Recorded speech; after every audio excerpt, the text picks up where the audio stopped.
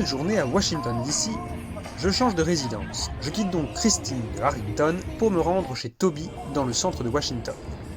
Sur le chemin, un breakfast est proposé par les cyclo-associations de la ville de Arlington dans le cadre de l'Events Friday Backwalk. C'est également un forum associatif.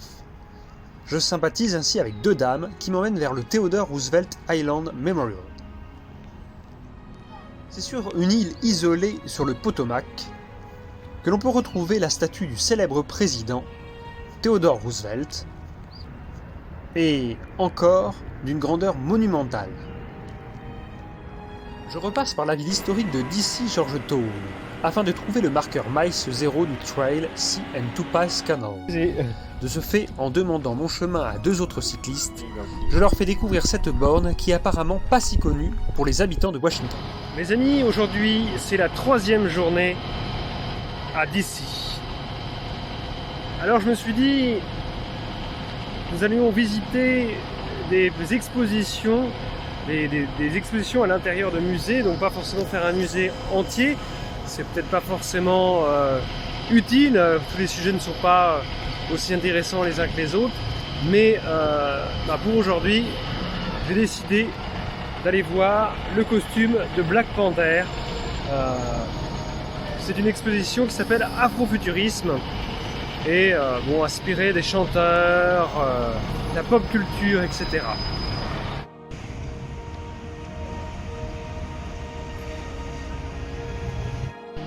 L'afrofuturisme est un courant et une esthétique artistique apparue dans la seconde moitié du XXe siècle, à travers la littérature, la musique ou les arts visuels.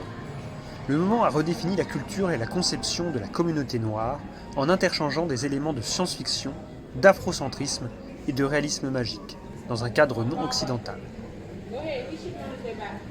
C'est ainsi que, à partir de ce courant, nous retrouvons des personnages cultes de Marvel, comme Luke Cage ou Black Panther. Ce dernier personnage devient la première superproduction afrofuturiste de l'histoire du cinéma du XXIe siècle.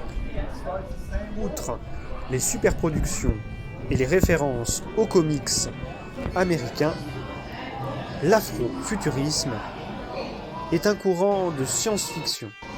Une nouvelle iconographie riche en couleurs.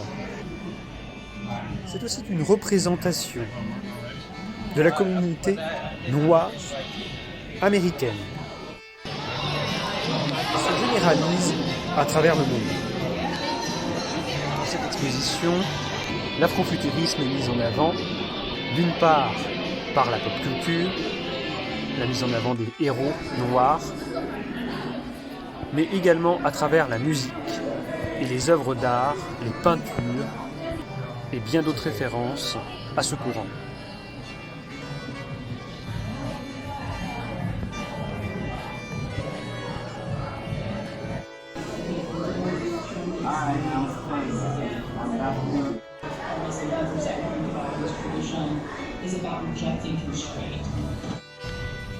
Le deuxième musée de la journée sera consacré à l'art contemporain au Hirshhorn Museum.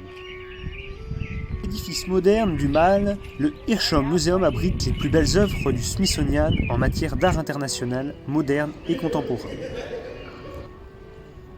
Ce monument est remarquable aux 5 étages en forme de tambour surélevé, comprend un jardin, des sculptures et une place de 1,6 hectares à 2 niveaux, dont les espaces visent à encourager la contemplation intime des œuvres d'art offertes au regard du visiteur. C'est l'architecte Gordon Bunshaft qui dessina les plans de ce musée riche d'une collection permanente de plus de 11 500 œuvres de grands artistes, allant de la fin du XIXe siècle jusqu'à la période contemporaine. Tableaux, audiovisuels, photographies, œuvres sur papier, vidéos et films, de même qu'une extraordinaire collection de sculptures modernes considérée comme l'une des plus achevées du monde.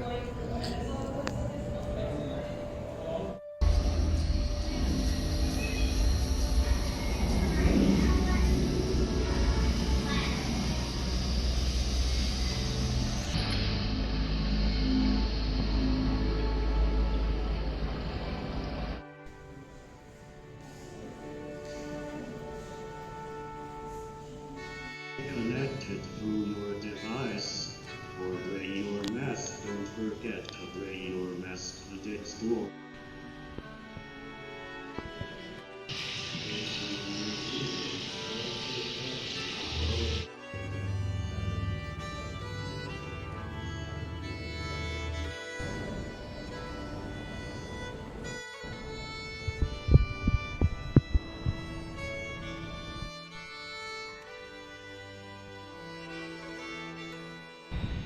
De l'autre côté du Mail se trouve le jardin des sculptures.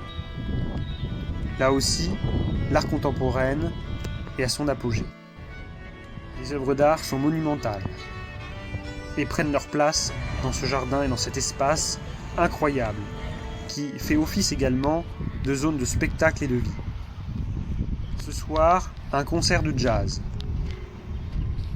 J'ai d'ailleurs rencontré un duo de musiciens dans les jardins la veille.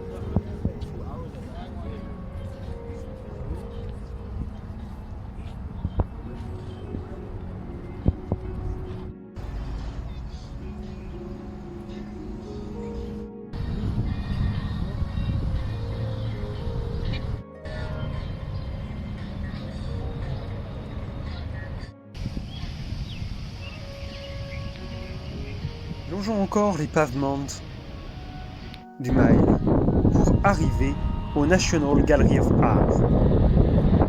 Ce dernier est consacré aux beaux-arts et met de côté forcément l'art contemporain. Nous y retrouvons donc des statues de Diane, des bronzes et aussi des bustes en ivoire et en marbre. Toutes les entrées, hormis celles donnant sur le Mile, vous mènent directement au rez-de-chaussée, le niveau immédiatement supérieur à l'étage principal, celui de l'art européen du XIIIe au XIXe siècle, et de la peinture et de la sculpture américaine allant de l'époque coloniale au début du XXe siècle. La spectaculaire rotonde, entourée de piliers de marbre toscan, s'élève très haut jusqu'à un oculus dominant à une fontaine centrale ornée d'une statue de Mercure. Le dôme rappelle l'autre grande structure washingtonienne de John Russell Pope, le Jefferson Memorial.